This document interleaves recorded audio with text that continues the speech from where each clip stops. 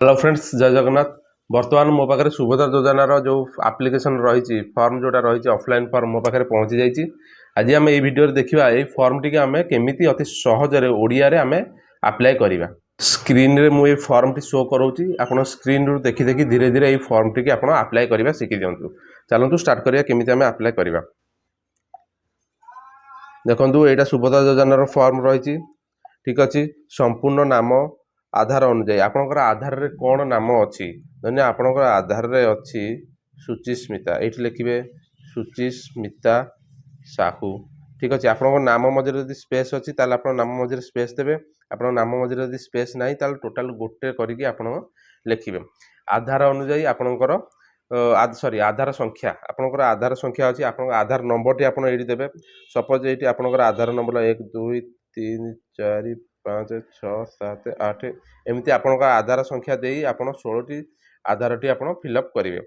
स्वामी किंबा पिता नाम आधार अनुजाई आप स्वामी किंबा आप पिता नाम जदि आप आधार अनुजाई ये लिखे ये गोटे गोटे फिलअप आप करेंगे। जो आपंकर जदि आप ना मझे स्पेस अच्छी गोटे स्पेस देकी पुणी आप ना लिखे ठीक अच्छे। तापर हूँ जन्म तारीख आपंकर आधार रे आपंकर गोटे जन्म तारीख पड़ो जन्म डेट ऑफ बर्थ जोटा कहते धन्य 8/4/2024 सपोज मुझे मनकर लिखुची जब आप अच्छी आप एमती भाव फिलअप करेंगे। वर्ग आपण को वर्ग रे जाउचंती आपण यदि साधारण वर्ग रे जाउचंती साधारण वर्गटा आपण कहा मानक पई साधारण वर्ग रही आमर जनरल आ ओबीसी मानक पई साधारण वर्ग रही है ठीक है। जनरल आ ओबीसी मानक पई साधारण वर्ग रही आ अनुसूचित जाति है एससी मानक पई ए वर्गटा रही अनुसूचित जाति ठीक अच्छे।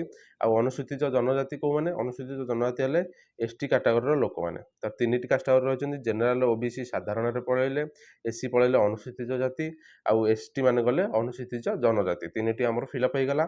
आ शारीरिक भिन्नक्षम आपन जदि शारीरिक भिन्नक्षम अच्छी आपन पाखे जदि सर्टिफिकेट अच्छी जे नाई आप शारीरिक भिन्नक्षम ताले आप हाँ मारे नाइदर तो आप ना मारे ठीक अच्छे।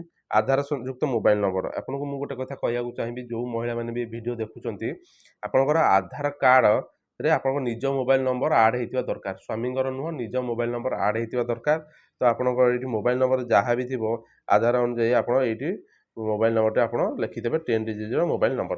विकल्प मोबाइल नंबर आप स्वामी नंबर दे पारे कि आप निज नंबर दे पारे से किसी असुविधा हेबना ठीक अच्छे।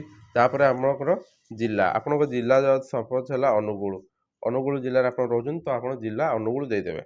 ये जो 10 नंबर पॉइंट रोचे 10 नंबर पॉइंट रोचे केवल ग्रामांचल मानी जो मैंने ग्रामांचल रोचंती ठीक अच्छे। रूराल एरिया जो मैंने रोचंती तो से होला ग्रामांचल निमंते ग्राम आप ग्राम नाम लिखे।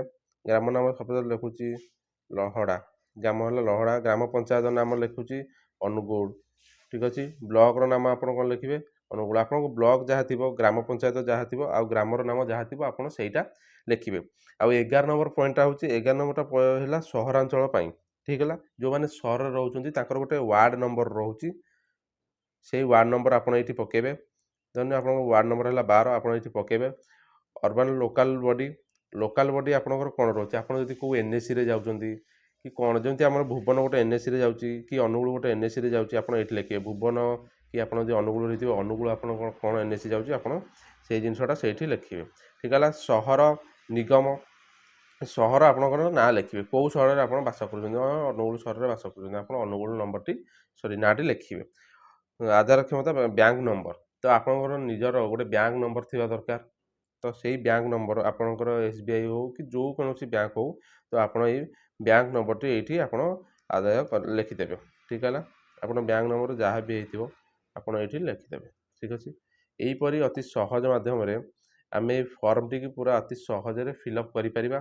जदि आपंकर कौट किसी डाउट रोचे कौन क्षेत्र में आप न पचारे भी आप साधारणतः टोल फ्री नंबर रे आपड़ करें। आउ एक इम्पोर्टाट नोटिस रही एवं जनसेवा केन्द्र में जो मैंने भी आपंकर सुभद्रा योजना आप्लाय करुँचे आपको किसी दया मागुंट 100 टंका हो 200 टंका हो तो से गोटे इम्पोर्टाट नोटिस रही सुभद्रा योजना जो मैंने आप आवेदन कर संपूर्ण दयामुक्त रहिबो ঠিক ଅଛି। ସ୍କ୍ରିନ୍ରେ ମୁଁ ଦେଖାଇ ଦେଉଛି ଆପଣଙ୍କୁ, ଏଇଟା ଆପଣ ଦେଖିଦିଅନ୍ତୁ ଯେଉଁ ଗଭର୍ଣ୍ଣମେଣ୍ଟ ତରଫରୁ ନୋଟିସ୍ ଆସିଛି।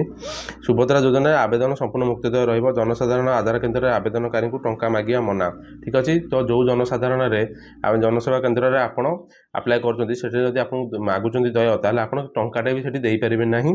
ଠିକ୍ ଅଛି। ସୁଭଦ୍ରା ଫର୍ମ ଭରିବା ପାଇଁ ଏକ ମାଗଣା ସେବା। ସୁଭଦ୍ରା ଫର୍ମ ଆପଣ ଯେଉଁ ଅଫଲାଇନ୍ ଫର୍ମ ଯଦି କି ଆପଣଙ୍କର ଭରି ଦେଉଛି, ସିଏ ବି ଯଦି କିଛି ପଇସା ମାଗୁଛି ତ ସେଟା ବି ଆପଣଙ୍କ ପାଇଁ ଇଲିଜିବୁଲ୍ ନୁହଁ, ସେଠି ବି ଆପଣ ଟଙ୍କାଟେ ଦେବେ ନାହିଁ।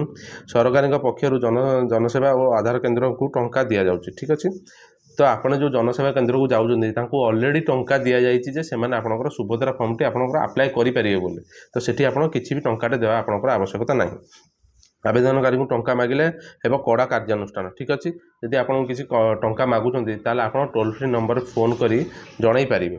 ଠିକ୍ ହେଲା। ତାଙ୍କ ନାଁରେ ଆପଣ କମ୍ପ୍ଲେନ୍ ବି କରିପାରିବେ।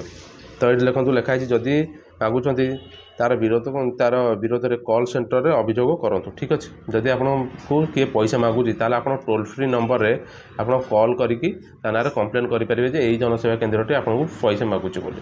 ଠିକ୍ ଅଛି। ତ ଏଇଟା ଥିଲା ଗୋଟେ ଇମ୍ପୋର୍ଟାଣ୍ଟ ନୋଟିସ୍। ଆଶା କରୁଛି ଯଦି ଭିଡ଼ିଓଟି ଆପଣଙ୍କୁ ଭଲ ଲାଗିଥିବ, ତାହେଲେ ଚ୍ୟାନେଲକୁ ଲାଇକ୍ କରିବେ ଆଉ ସବସ୍କ୍ରାଇବ୍ କରିବେ। ଧନ୍ୟବାଦ।